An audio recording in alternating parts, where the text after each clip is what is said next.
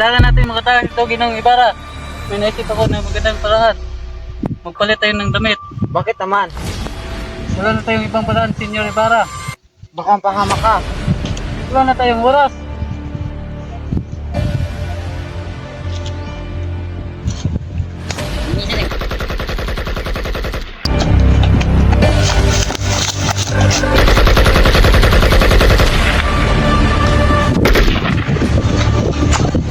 Ikaw ko dito Ginong Ibarra. Paano kay Elias? Ano balik sa rin ito? Dito nung malaki. Yung labas ito. Balikat ni Elias. Oo, Ginong Ibarra.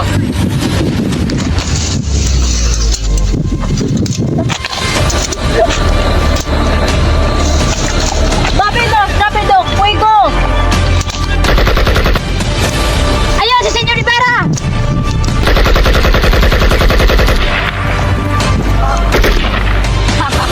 Akala mo hindi kami asintado, Senyor Ibarra?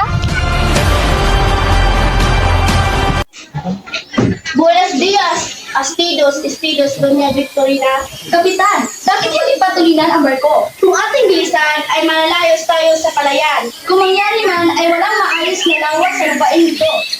Ang lunas ay napakadali. Magbukay ng tanas sa Manila. Sa panukalang ito, malaking pera ang magugugol. Ginoong Simon, at masisira ang mga kabayanan. Hindi na kailangan doon kustodyo. Pangkat ng mabilang ko ay gagawa. Kung kayo'y hayaan natin ang mamamayan, bata man o matanda ang trabaho. Ngunit, kaguluhan lamang ang maitudulot nito. Mga kaguluhan! Ho ho ho ho!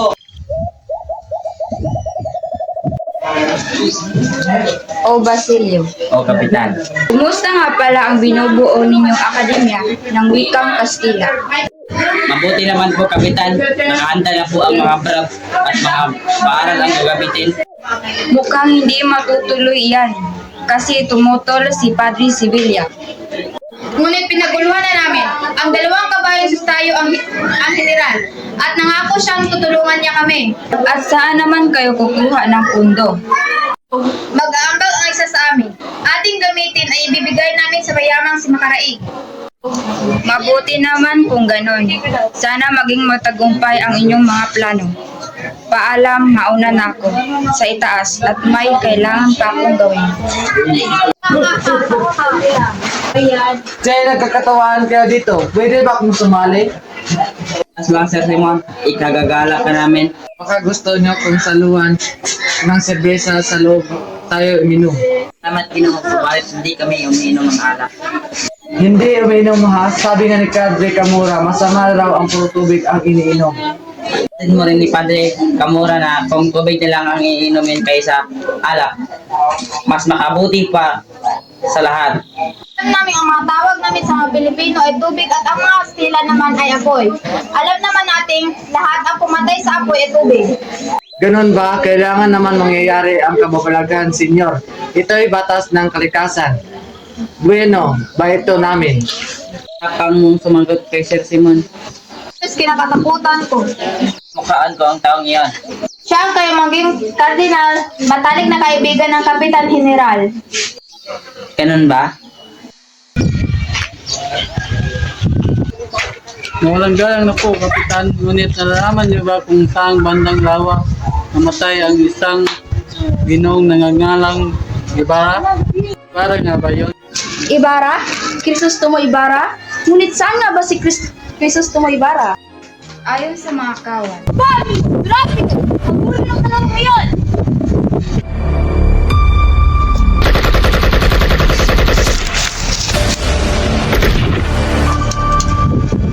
Habulin ang dalawang yon!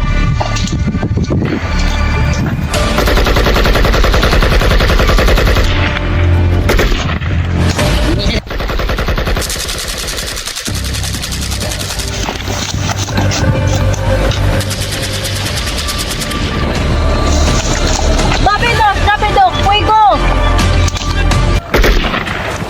Ayun, si Senyor Ibarra!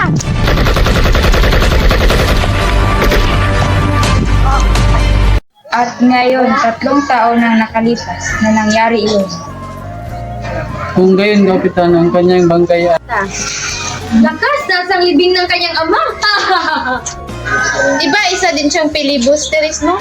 Yan ang tinatawag ng mura ng paglilibing. Tama nga ba, Padre Amora? Sadyang hindi magkaroon ng marangal ng mga libingan nila, mga filibusterong katulad nila. Ha ha ha!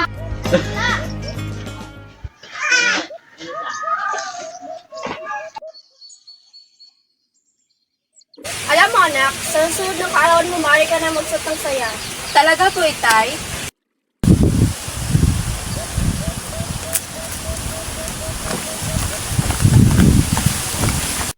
So puro, mambutit, nandito ka. Magandang hapon, Padre. Ano ang maaaring ipaglingkod ko sa iyo?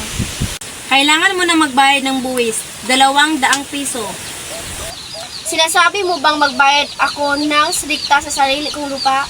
Sapagkat nagkamali kayo ng pagbayad ng buwis sa nakaraang 13 taon. Ngunit nalilimusan ko ang mga palubi upang maiwasan ang kanilang pagsiservisyo. At ngayon, ayaw ako magbayad. Aba, mapilit ba nila ako? Ito ay maiiba dahil sa iyong pagpabaya. Ibig sabihin, ito wala kang Dating maliit, mahalaga lamang yan. Ngayon, 2 piso na. Aba, napakalaki naman yan. Akin na itong lupa. Hindi sa korporasyon. Hindi! Lalaban ako! Itay! Itay! Hulihin ang lalaking yon. Gawin niyo siyang kawal. 500 piso hiningi ng aming pinuno. Kung hindi, mamamatay ang inyong kapatid.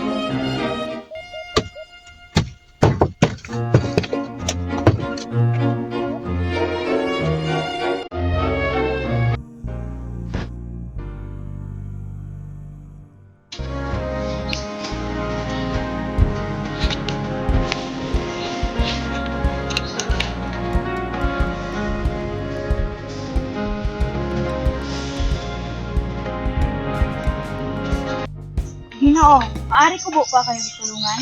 Anong ginawa mo sa gubat na ito? Kung iyo pong magugunita, nakaraan na po ang 13 taon. Dito rin sa mismong puok na ito, nauna tayong nakilala at hindi rin ako nagkakamali. Kayo po ang taong nagbibigay sa akin ng pakikiramay. At sino ako sa tingin mo? Isang taong dinalagay ko na dakila. Isang taong alam ng lahat maliban sa akin. Napatay namang kamatayan na labis kong dinamdam. Isang napakalihim ang iyong nalalaman. Isang lihim na pwede mong ikapahamak. Hindi mo ba naisip yun? Sa iyong nalaman, pwede kang masawi sa aking mga kamay. Nagkakamali ka, Ginoong Simon. Kung hindi nag-aaral ang mga kabataan ng wikang Kastila, hindi tayo pakikinggan ng pamahalaan. Ang wikang ito ay tuluyang magbuklod sa mga Pilipino. Isang pagkakamali, kailanman hindi maging isang wikang pambansa. Anhin natin ang wikang ito, itatago lamang ng huwad ang wikang ito at pagkataot aking mga karapatan. Mali ang iyong iniisip, Ginoong Simon. At anong mapapala mo? Kung ikaw ang makakapagtapos, makikita mo ba na malayang iyong bayan? Hayaan mo bang mabulok ang bangkay ng iyong ina at kapatid sa ilalim ng lupa? Pero ano ba ang gusto mong gawin ko? Isa lamang akong hamak na estudyante. Walang-wala sa buhay. Hindi ko naman pwedeng hukayin ang aking ina at maiharap sa hukuman at pagbintang kung sino-sinong mga Kastila. Ngayon nalaman mong isang lihim na kumugunyag ikakasawi ko. Ngayon nasa kamay mo ang buhay ko. Basilio, tayo ay nabibilang sa mga taong uhaw sa katuwiran. Tulungan mo kong babagsakin ang pamahalaan. Pag-iisipan ko muna, Ginoong Simon.